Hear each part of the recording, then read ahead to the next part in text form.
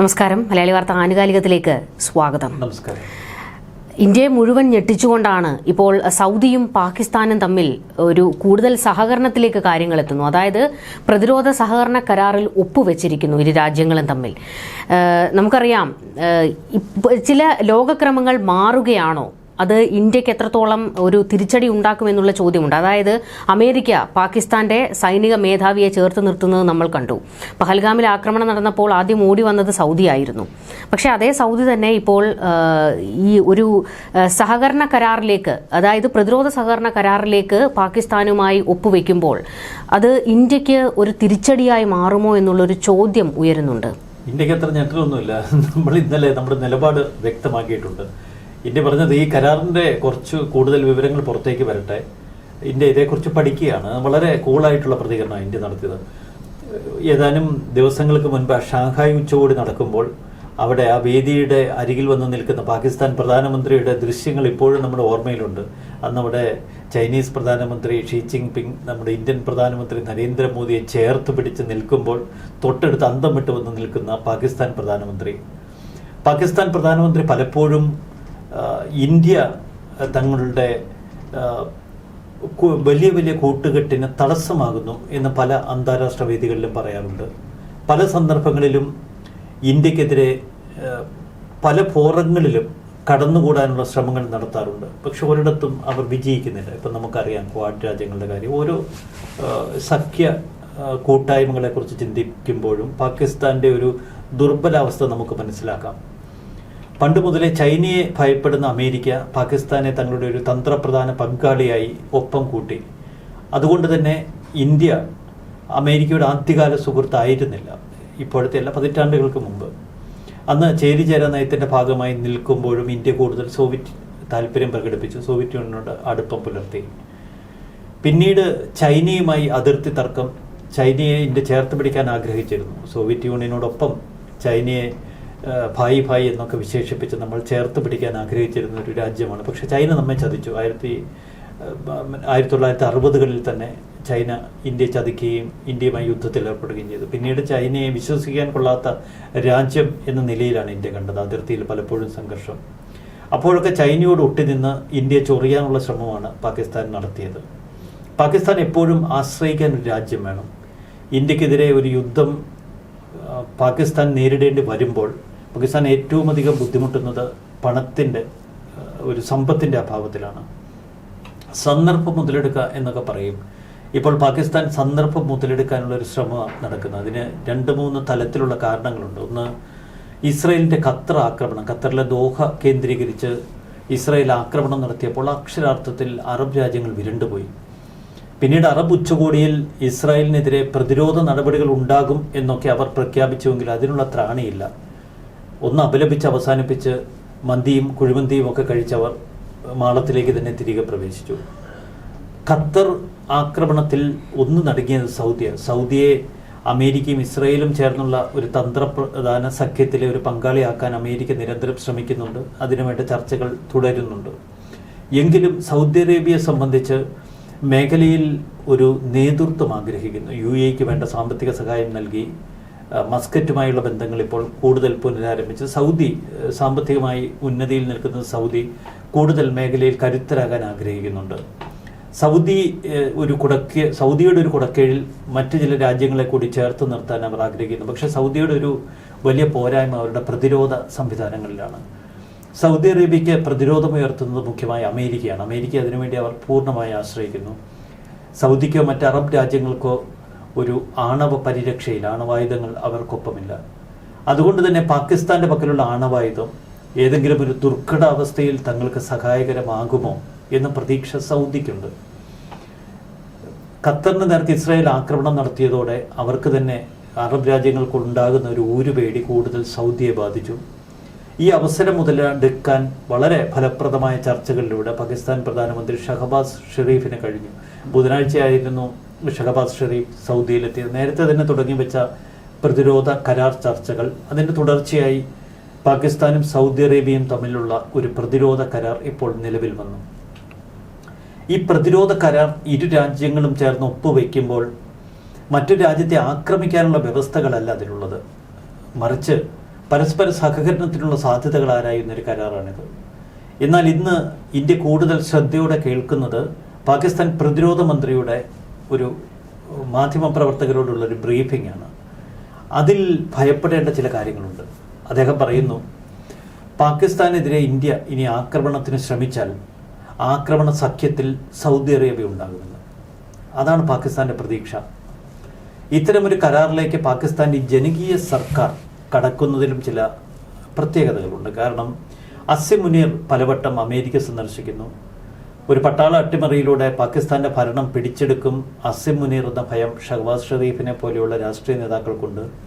ഇമ്രാൻഖാന്റെ ആജന്മ ശത്രുവാണ് അസിം മുനീർ. അപ്പോൾ ഇപ്പോഴത്തെ പാകിസ്ഥാന്റെ സേനാ മേധാവി ഒരു ഭരണം പിടിക്കാനുള്ള വിപ്ലവത്തിന് ഒരുങ്ങിയാൽ ജനാധിപത്യ സംവിധാനം നിലനിൽക്കുന്ന പാകിസ്ഥാനെ സംബന്ധിച്ച് സഹായിക്കാൻ അയൽ രാജ്യങ്ങളൊന്നുമില്ല. ഇന്ത്യ പെട്ടെന്ന് ഓടിയെത്തത്തില്ല. പണ്ട് മാലിയിൽ ഒരു അട്ടിമറിക്ക് ശ്രമമുണ്ടായപ്പോൾ ഇന്ത്യൻ സർക്കാർ എന്ന് പെട്ടെന്ന് ഇവിടുന്ന് സൈനികരെ അയച്ച ഓർമ്മ നമ്മുടെ മനസ്സിലുണ്ട്. അതിന് സമാനമായ സഹായമൊന്നും പാകിസ്ഥാന് ലഭിക്കത്തില്ല. എന്നാൽ സൗദിയുമായി തന്ത്രപ്രധാനമായ ഒരു കരാർ ഒപ്പുവെക്കുന്നതിലൂടെ പാകിസ്ഥാൻ മേഖലയിൽ പ്രതിരോധ രംഗത്ത് കൂടുതൽ കരുത്തുറ്റതാകാം എന്ന് പ്രതീക്ഷിക്കുന്നു.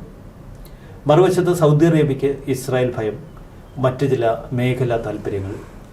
ഇവിടെയാണ് ഇന്ത്യ സൂക്ഷ്മതയോടെ നോക്കുന്നതും. ഇന്ന് പ്രതിരോധ മന്ത്രിയുടെ വാക്കുകളിലേക്ക് നമുക്ക് കുറച്ചുകൂടി ഒന്ന് ശ്രദ്ധിച്ചാൽ, ഏതെങ്കിലും തലത്തിൽ ഇന്ത്യ പാകിസ്ഥാനെ ആക്രമിച്ചാൽ സൗദി ഞങ്ങൾക്കൊപ്പം ചേരും എന്ന വീൺവാക്കാണ് പാകിസ്ഥാൻ പ്രതിരോധ മന്ത്രി പറയുന്നത്.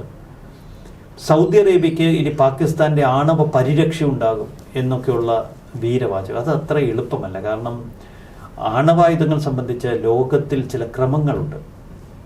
മറ്റൊരു രാജ്യത്തിന് ആണവ സഹായം നൽകാൻ പെട്ടെന്ന് ഒരു കരാറിലൂടെ വ്യവസ്ഥ ഉണ്ടാക്കാനൊന്നും കഴിയില്ല. അതിന് അന്താരാഷ്ട്ര തലത്തിൽ നിലനിൽക്കുന്ന ചില ഉടമ്പടി ക്രമങ്ങളുണ്ട്. ആ കരാറിൽ ആണവ വ്യാപന കരാറിനെ പോലെ തന്നെ വളരെ പ്രാധാന്യമുള്ള ഉപകരാറുകൾ ധാരാളമുണ്ട്. ഇവിടെ പാകിസ്ഥാൻ ആണവായുധം സൂക്ഷിക്കുന്നുവെങ്കിൽ അതിന് അമേരിക്കയുടെ വലിയ പിന്തുണയുണ്ട്. അമേരിക്കയുടെ കടുത്ത നിയന്ത്രണവുമുണ്ട്. ഈ ആണവായുധം ഏതെങ്കിലും തലത്തിൽ ഒരു അറബ് രാജ്യത്തിന് ലഭിക്കും എന്ന് ഇസ്രായേലിനൊരു ചെറു സൂചന കിട്ടിയാൽ അവർ പാകിസ്ഥാനെ ആണവ കേന്ദ്രങ്ങൾ തകർത്തിരിക്കും. മുൻപ് ഇത് ഇറാഖിൽ കണ്ടതാണ്. ഇറാഖ് ആണവായുധങ്ങൾ സ്വരൂപിക്കുന്നതിൻ്റെ വക്കത്തെത്തിയ ഘട്ടം അതായിരുന്നു. ഇറാഖ് യുദ്ധം നടന്ന വളരെ നീണ്ട ഒരു യുദ്ധം നടക്കുന്നു. അമേരിക്ക എന്ന് ഇറാഖിനൊപ്പമാണ്. അവിടെ ഇറാന് സഹായം വാഗ്ദാനം ചെയ്ത് ഇറാഖിൻ്റെ ആണവ കേന്ദ്രങ്ങൾ, ആണവ റിയാക്ടറുകൾ ആക്രമിച്ച് തകർത്തതെന്ന് ഇസ്രായേലാണ്. ഇസ്രായേൽ എന്തുകൊണ്ടാണ് ഇറാന് നേർക്ക് ഇത്ര ശക്തമായ ആക്രമണങ്ങൾ എപ്പോഴും തുടരുന്നത്? ഇറാൻ ഒരു ആണവശക്തിയായി മാറരുത് എന്ന് ഇസ്രായേലിന് വല്ലാത്ത ഒരു നിശ്ചയദാർഢ്യമുണ്ട്. അതുകൊണ്ട് തന്നെ പാകിസ്ഥാൻ ഈ ആണവായുധം കാട്ടി മറ്റു രാജ്യങ്ങളെ ഭയപ്പെടുത്താൻ നോക്കിയാൽ അതിൽ ഇസ്രായേൽ ഇടപെടും. ഇസ്രായേൽ ഇന്ത്യ ബന്ധം കൂടുതൽ ദൃഢതയുള്ളതായി മാറാൻ ഇത്തരം ചപടതകൾ കാരണമാകും. അതിലൊന്നും ഇനി രണ്ടാമതൊന്നും ആലോചിക്കാനില്ല. കാരണം മുൻപേ പാകിസ്ഥാനും ഇന്ത്യയും തമ്മിലുള്ള സംഘർഷവേളകളിലൊക്കെ ഇന്ത്യക്കൊപ്പം നിന്ന ചരിത്രമാണ് ഇസ്രായേലിനുള്ളത്. ഇനിയും ഇസ്രായേൽ ആ ബന്ധം കൂടുതൽ ദൃഢതയോടെ തുടരും. 2014 ഇന്ത്യയും ഇസ്രായേലും തമ്മിൽ ഒപ്പുവെച്ച ഒരു വലിയ പ്രതിരോധ കരാറുണ്ട്. അന്ന് ഇന്ത്യക്ക് ഇസ്രായേൽ വാഗ്ദാനം ചെയ്ത നിരവധി പ്രതിരോധ സാമഗ്രികളുണ്ട്.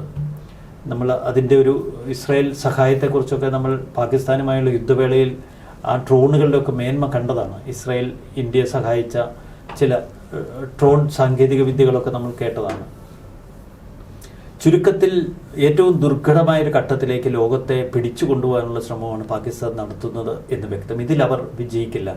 കാരണം സൗദി എന്നും ഇന്ത്യയോട് വലിയ അടുപ്പം പുലർത്തുന്ന ഒരു രാജ്യമാണ്. ഇന്ത്യയെ ഒരു സഹോദര രാജ്യമെന്നൊക്കെ പലപ്പോഴും സൗദി ഭരണാധികാരികൾ വിശേഷിപ്പിക്കാറുണ്ട്. പാകിസ്ഥാൻ പക്ഷേ എന്നും ഇന്ത്യയുടെ ശത്രു രാജ്യം തന്നെയാണ്. അപ്പോൾ സൗദി പാക് പ്രതിരോധ കരാർ ഇന്ത്യയെ നേരിട്ട് ബാധിക്കില്ല എന്നാണ് യുദ്ധവിദഗ്ധർ പോലും അനുമാനിക്കുന്നത്. പക്ഷെ അവിടെ ഒരു ചോദ്യം ഉയരുന്നത്, ഇപ്പോൾ പഹൽഗാമിൽ പാകിസ്ഥാൻ ആക്രമണം നടത്തുന്നു, തിരിച്ച് നമുക്ക് ഓപ്പറേഷൻ സിന്ദൂറിലൂടെ തിരിച്ചടിക്കേണ്ടി വന്നു. പാകിസ്ഥാൻ ഇനിയും ഏതെങ്കിലുമൊക്കെ രീതിയിൽ ഇന്ത്യക്ക് നേരെ ആക്രമണങ്ങൾ നടത്തുമെന്നുള്ളത് മുൻകാല ചരിത്രങ്ങൾ സാക്ഷിയാണ്. അപ്പോൾ അങ്ങനെയാണെങ്കിൽ വീണ്ടും ഇന്ത്യക്ക് പാകിസ്ഥാന് നേരെ ആക്രമണങ്ങൾ നടത്തേണ്ടി വരും. ഈ ഓപ്പറേഷൻ സിന്ദൂറിൽ സൈനിക കേന്ദ്രങ്ങൾ വരെയാണ് പാകിസ്ഥാന്റെ ആക്രമിച്ചത് നമ്മൾ. അങ്ങനെ വരുമ്പോൾ ഈ വിഷയത്തിലേക്ക് സൗദി വലിച്ചെറിയപ്പെടുകയല്ലേ? അപ്പോൾ ഇത്ര ഒരു പ്രതിരോധ കരാറിൽ ഒപ്പുവെച്ചുകൊണ്ടൊരു മണ്ടത്തരമാണോ സൗദി കാണിച്ചത്? അല്ല, സൗദിയെ സംബന്ധിച്ച് പ്രത്യേകിച്ചൊന്നും പാകിസ്ഥാന് കൈമാറാനില്ല. സൗദിയിലേക്ക് ഹൂതികൾ തൊടുക്കുന്ന മിസൈലുകൾ നമ്മൾ മുൻപ് ആക്രമണങ്ങൾ കണ്ടിട്ടുണ്ട്. അപ്പോഴൊക്കെ അമേരിക്കയെ വിളിച്ച് കേണപേക്ഷിക്കുന്ന സൗദിയെ കാണുന്നത്. സൗദിയുടെ ഒരു വ്യോമ പ്രതിരോധം നോക്കുന്ന അമേരിക്കയാണ്. അവരുടെ ഒരു പ്രതിരോധ സംവിധാനങ്ങൾ നിയന്ത്രിക്കുന്ന അമേരിക്കയാണ്. അപ്പോൾ അമേരിക്കയ്ക്ക് പോലും സഹായിക്കാത്ത തലത്തിൽ സൗദി അറേബ്യയ്ക്ക് പാകിസ്ഥാനെ സഹായിക്കാനൊന്നും കഴിയില്ല. ഇതൊരു ആത്മവിശ്വാസം ഒരുക്കൽ മാത്രമാണ്. മറിച്ച് ഈ പാക് സഹായം ഒരു പക്ഷേ കൂടുതൽ കരുത്ത് സൗദിക്ക് നൽകും. കാരണം പാകിസ്ഥാന്റെ കയ്യിലുള്ള ആണവായുധം കാട്ടി ചില രാജ്യങ്ങളെ ഭയപ്പെടുത്താൻ കഴിയും. സൗദി അറേബ്യയെ സംബന്ധിച്ച് അവർ ഭയക്കുന്ന ചില കാര്യങ്ങളുണ്ട്. ഒന്ന്, ഇറാന്റെ ഭീഷണി എക്കാലത്തും സൗദി നേരിടുന്നു ശക്തമായ തലത്തിൽ. തുർക്കിയിലെ ഉർദുഗാൻ എന്നൊക്കെ നമുക്ക് പറയാം. ഉർദുഗാൻ വളരെ കാലമായി സൗദി അറേബ്യയുടെ ശക്തി ക്ഷയിപ്പിക്കാനുള്ള നീക്കങ്ങളിലാണ്. കാരണം ഉർദുഗാന്റെ ലക്ഷ്യം ആത്മീയതയുടെ പേരിലാണെങ്കിലും ഈ ഒരു മതപരമായ പേരിലായാലും ഒരു ലോക അറബ് രാജ്യങ്ങളുടെ നിയന്ത്രണമാണ്. അപ്പോൾ ഉർദുഗാന്റെ ലക്ഷ്യങ്ങൾക്ക് വേണ്ടി പല മാർഗങ്ങൾ അവലംബിക്കുന്നുണ്ട്. ഇറാനും ഇത് തന്നെയാണ് മുഖ്യ പ്രശ്നം. സുന്നി ഷിയ വിഭാഗങ്ങൾ തമ്മിലുള്ള ഈ വലിയ അകൽച്ച അത് ഇറാൻ പലപ്പോഴും ആക്രമണങ്ങൾക്ക് ഉപയോഗിക്കുന്നു. മറ്റു രാജ്യങ്ങളെക്കാൾ പക പൊതുവെ ഈ സൗദി അറേബ്യ, UAE തുടങ്ങിയ രാജ്യങ്ങളോടാണ് ഇറാൻ. അപ്പോൾ സൗദി അറേബ്യയെ സംബന്ധിച്ചിടത്തോളം ഒരു പരിധിവരെ ഇത്തരമൊരു കരാറിൽ പ്രസക്തിയുണ്ട്. പക്ഷേ ഇത് യുദ്ധത്തിൻ്റെ പക്കൽ പ്രയോജനപ്പെടില്ല എന്നാണ് യുദ്ധവിദഗ്ധർ പറയുന്നത്. പ്രത്യേകിച്ച് ഇന്ത്യയുമായുള്ള യുദ്ധത്തിൽ സൗദി അറേബ്യക്ക് നേരിട്ട് ഇടപെടാൻ കഴിയില്ല, സൈനികരെ അയക്കാൻ കഴിയില്ല. പ്രത്യേകിച്ച് സൈനിക സാമഗ്രികളോ യുദ്ധോപകരണങ്ങളോ കൈമാറാൻ കഴിയില്ല. ആകെ ചെയ്യാൻ കഴിയുന്നത് സാമ്പത്തിക സഹായമാണ്. പാകിസ്ഥാനെ സാമ്പത്തികമായി സഹായിക്കാൻ സൗദി ശ്രമിക്കും. അതുകൊണ്ട് സൗദിക്ക് എന്ത് നേട്ടം? ഈ ചോദ്യം മാത്രമേ പ്രസക്തമാകാനിടയുള്ളൂ. പിന്നീട് മറ്റൊന്ന്, ഇതിൽ ഇന്ത്യക്ക് ഒരു നേട്ടം കൂടിയുണ്ട്. ഇന്ത്യ പാക് സംഘർഷം ഇനി ഉണ്ടായാൽ പാകിസ്ഥാൻ്റെ ഒരു സഖ്യകക്ഷി എന്ന നിലയിൽ സൗദി അറേബ്യയ്ക്ക് വലിയ റോൾ എടുക്കാം, മധ്യസ്ഥൻ്റെ റോള്. അപ്പോൾ ഇന്ത്യയുടെ കടന്നാക്രമണങ്ങൾ പലപ്പോഴും പാകിസ്ഥാനെ തടയിടാൻ ആ മധ്യസ്ഥ ശ്രമങ്ങൾ കൊണ്ട് കഴിഞ്ഞേക്കാം. അമേരിക്കയെ സംബന്ധിച്ച് പാകിസ്ഥാനും സൗദിയും തമ്മിൽ കൂടുതൽ ഒട്ടിച്ചേരുന്നത് വലിയ മാനസിക വിഷമമൊന്നും ഉണ്ടാക്കാനിടയില്ല. കാരണം അമേരിക്കയുടെ ഒരു തന്ത്രത്തിൻ്റെ ഭാഗമായിരിക്കാം ഇതും. ഇപ്പോൾ ഈ സാമ്പത്തിക സഹായം എന്ന് പറയുമ്പോൾ നമ്മൾ ഓർക്കണം, സാമ്പത്തിക സഹായം എത്തുന്നത് പാകിസ്ഥാന്റെ കൈകളിലേക്കാണ്. പാകിസ്ഥാൻ ഭരണകൂടത്തെക്കാൾ റോള് അവിടുത്തെ സൈന്യത്തിനാണ്, പട്ടാള ഭരണത്തിനാണ് എന്ന് നമുക്കറിയാം. അപ്പോൾ അത് ഒരു പ്രതിസന്ധിയല്ലേ, ഈ വലിയ തോതിലുള്ള സാമ്പത്തിക സഹായം പാകിസ്ഥാനിലേക്ക് എത്തുന്നത്? അല്ല, സൗദി നേരിട്ട് പട്ടാള മേധാവികളിലൂടെ ആയിരിക്കില്ല ഇത്തരം സഹായങ്ങൾ പ്രഖ്യാപിക്കുകയാണെങ്കിൽ. അതൊരു ജനാധിപത്യ ഭരണകൂടത്തിൻ്റെ സംവിധാനങ്ങൾ ഉപയോഗിച്ചാവും. പക്ഷേ ഇന്ത്യ ഇടയ്ക്ക് നടത്തിയ ചില നീക്കങ്ങൾ, റഷ്യയോട് കൂടുതൽ അടുക്കുന്നു, ചൈനയെ ചേർത്ത് പിടിക്കുന്നു, ഇത് അമേരിക്ക അടുത്ത് നിന്ന് നിരീക്ഷിക്കുന്നുണ്ട്. ഇപ്പോൾ സൗദി അറേബ്യ പാകിസ്ഥാനുമായി കൈകോർത്തു എങ്കിൽ അതിന് അമേരിക്കയുടെ ഒരു മൗനാനുവാദം ലഭിച്ചിട്ടുണ്ടാകും. ഇല്ലാതെ അത്ര എളുപ്പമല്ല. അപ്പോൾ ഇന്ത്യയെ ഒന്ന് ഭയപ്പെടുത്താൻ കൂടി അമേരിക്കയ്ക്ക് ഒരു ലക്ഷ്യം ഉണ്ടായേക്കാം. കാരണം ഇതൊക്കെ ഒരു നയതന്ത്രത്തിൻ്റെ ബാക്കിപത്രം കൂടിയാണ്. പക്ഷെ അമേരിക്ക എത്ര ശ്രമിച്ചാലും ഇന്ത്യയും ഇസ്രയേലും തമ്മിലുള്ള ആ സൗഹൃദം, ആ സഹോദരബന്ധം, അതിനെ മുറിച്ചിടാൻ കഴിയില്ല. അതുതന്നെയാണ് എക്കാലത്തും ഇന്ത്യയുടെ ഒരു കരുത്ത്. റഷ്യയുമായുള്ള ചങ്ങാത്തം ഇന്ത്യക്ക് കൂടുതൽ ശക്തിയുള്ളതാക്കി മാറ്റാൻ ഇതുവഴി കഴിയും. സൗദി അറേബ്യയെ സംബന്ധിച്ച് വലിയ നേട്ടങ്ങൾക്കുള്ള സാധ്യതയില്ലാത്തത് കൊണ്ട് തന്നെ ഈ പാകിസ്ഥാനുമായുള്ള ചങ്ങാത്തം അവർക്കൊരു വലിയ ബാധ്യതയാവാനുള്ള സാധ്യതയുണ്ട്. മറ്റ് അറബ് രാജ്യങ്ങൾ ഈ സംവിധാനത്തിലേക്ക് കൂടുതൽ വരുമെന്നൊക്കെ ഇന്ന് പാകിസ്ഥാൻ പ്രതിരോധ മന്ത്രി വാർത്താ ലേഖകരോടൊക്കെ പറയുന്നത് കേട്ടു. അവരുടെ പ്രതീക്ഷയാണത്. അറബ് രാജ്യങ്ങളെല്ലാം ഒരുമിച്ച് ചേർത്ത് ഒരു നുകത്തിൽ കെട്ടി ഇന്ത്യക്കെതിരെ ഇന്ത്യ പേടിപ്പിക്കാൻ ഉപയോഗിക്കാം എന്നുള്ള ഒരു ധാരണ. ഇതേ പൊതുധാരണ ഒരു പക്ഷേ ഇസ്രായേലിൻ്റെ കാര്യത്തിൽ അവർക്കുണ്ടാകാം. പക്ഷേ ഇസ്രായേൽ ഇതിനകം തന്നെ 6 രാജ്യങ്ങളെ ആക്രമിച്ച് തകർത്തിട്ടതാണ്. ഈ ഗാസ് ആക്രമണം തുടങ്ങിയത് 2023 ഒക്ടോബർ 8 2 വർഷം തികയാൻ ഇനി ഏകദേശം 18 ദിവസമേ ഉള്ളൂ. ഇത്രയും കാലഘട്ടത്തിനിടയിൽ 6 രാജ്യങ്ങളിൽ ആക്രമണം നടത്തിയവരാണ് ഇസ്രായേൽ. നമ്മൾ കണ്ടു ആദ്യം ഗാസ മുനമ്പിൽ, അത് രാജ്യമെന്ന് കണക്കൂട്ടണ്ട. തൊട്ടടുത്ത ദിവസങ്ങളിൽ തന്നെ ലെബനനിലെ ഹിസ്ബുള്ള കേന്ദ്രങ്ങൾക്ക് നേരെ അതിശക്തമായ ആക്രമണം, പിന്നീട് ഇറാഖിലെ മിലിഷ്യകൾക്ക് നേരെ, സിറിയയിലെ ബഷർ അൽ അസദ് ഭരണകൂടം വീഴുന്ന ഘട്ടത്തിൽ അതിനുശേഷം 1046 ആക്രമണങ്ങളാണ്. അതിൽ 435 കരയാക്രമണങ്ങളായിരുന്നു.